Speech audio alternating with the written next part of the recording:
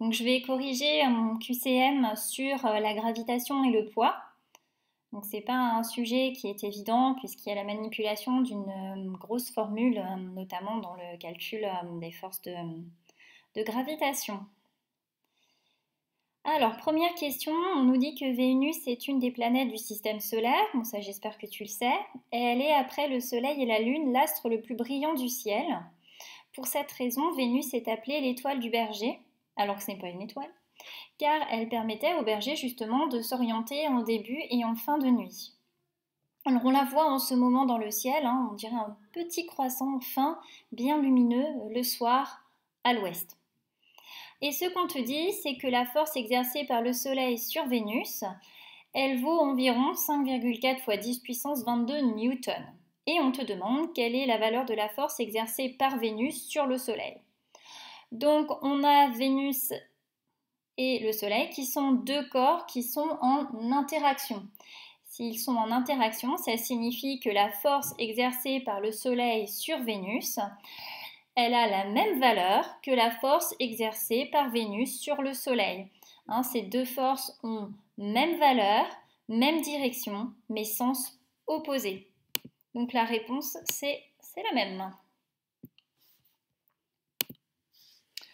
Deuxième question, on souhaite justement représenter la force exercée par le Soleil sur Vénus et on te rappelle qu'elle vaut 5,4 fois 10 puissance 22 newtons.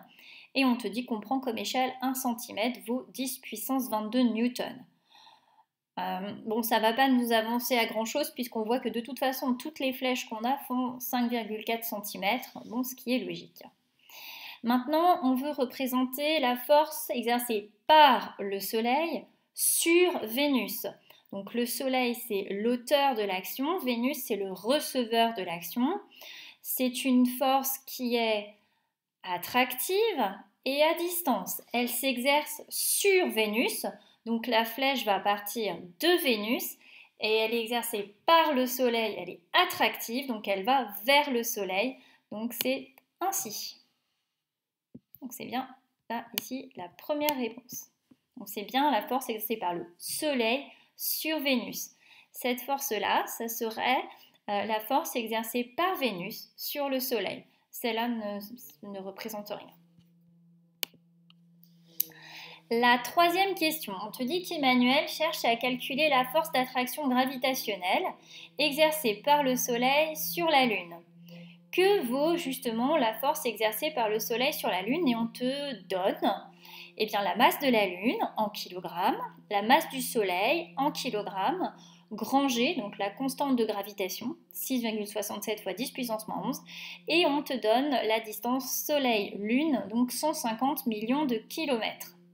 Et on te redonne ce que tu as dans ton cahier, c'est-à-dire la loi de la gravitation universelle, qui s'exerce entre deux corps de masse M1 pour le premier et de masse M2 pour le deuxième. On dit que ces deux corps s'attirent par une force qu'on peut modéliser ainsi. Et on peut calculer la valeur de cette force en faisant grand G, donc la constante de gravitation, fois la masse du corps 1, fois la masse du corps 2, divisé par la distance au carré entre les deux corps. Et on te dit bien que la masse doit s'exprimer en kilogrammes et la distance doit s'exprimer en mètres. Et nous, qu'est-ce qu'on veut? On veut la valeur de la force exercée par le Soleil sur la Lune. Donc, la valeur de la force exercée par le Soleil sur la Lune, c'est grand G, fois la masse du Soleil, fois la masse de la Lune, divisé par la distance Soleil-Lune au carré. Avec la masse du Soleil en kilogrammes, c'est bien, elle nous est donnée en kilogrammes. La masse de la Lune en kilogrammes, c'est bon. Et la distance en mètres. Ah, petit problème, on nous a donné la distance en kilomètres. Donc, il va falloir convertir les kilomètres en mètres. Alors tout simplement, pour convertir des kilomètres en mètres, on multiplie par 1000. Donc, on rajoutera 3 zéros. C'est ce que j'ai fait. Et après, on remplace. Grand G, c'est 6,67 fois 10 puissance moins 11. La masse du Soleil, c'est 1,99 fois 10 puissance 30. La masse de la Lune, c'est 7,35 fois 10 puissance 22 kg. sur la distance la distance Soleil-Lune au carré, et celle-ci exprimée en mètres. Donc ce n'est plus 150 millions de kilomètres, c'est 150 milliards de mètres, le tout au carré. Et quand on fait le calcul avec sa calculatrice, on trouve une force de l'ordre de grandeur de 4,3 fois 10 puissance 20 newtons.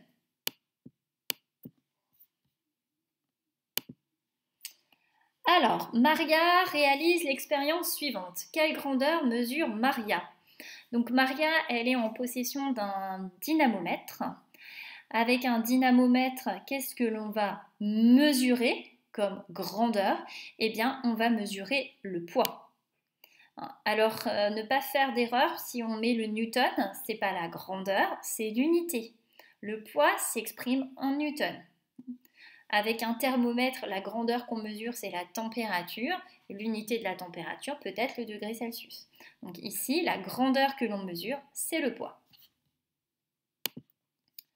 Question 5. Maria réalise l'expérience suivante. Et quel est le résultat de sa mesure? Donc on a vu qu'elle mesurait le poids, que le poids, on l'a vu, s'exprime en newton. Et donc on veut savoir quelle est la valeur du poids de cet objet.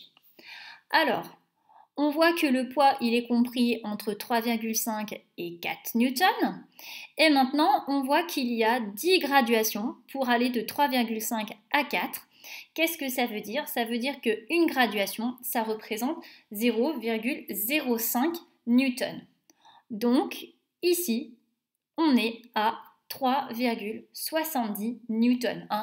Entre les deux, tu serais à 3,75. Tu as une graduation de moins, donc tu es à 3,70 newtons. Olivier propose des représentations du poids d'un objet situé en différents lieux sur Terre. Quels sont les schémas corrects? Donc là, on cherche à représenter le poids. Donc le poids, c'est l'action de la Terre sur un objet. Donc l'action attractive de la Terre sur un objet. Quelles sont les caractéristiques du poids? Eh bien, le poids a une direction qui est verticale, c'est la verticale du lieu. Et son sens, c'est vers le centre de la Terre. Donc on peut voir que le schéma A ne convient pas. Le schéma B convient, on est bien selon la verticale du lieu et on va vers le centre de la Terre. Le schéma C convient également. Le schéma D aussi, on est selon la verticale du lieu et on va vers le centre de la Terre. Et les deux autres schémas sont faux. Donc les réponses correctes sont B, C, D. B, C et D. Question 7. Marlène mesure le poids d'un sachet de bonbons chocolatés. Elle voit que le poids de son sachet de bonbons est de 3,2 newtons. Quelle est la masse du sachet de bonbons? Et on te dit que petit g, donc l'intensité de la pesanteur, vaut 10 newtons par kilogramme. Donc l'idée, c'est qu'on va déterminer la masse du sachet de bonbons.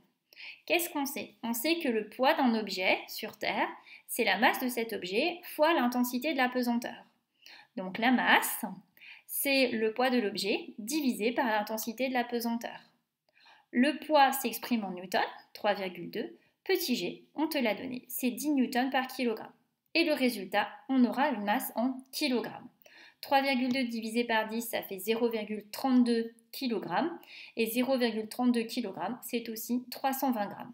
Il y a donc ici deux réponses correctes.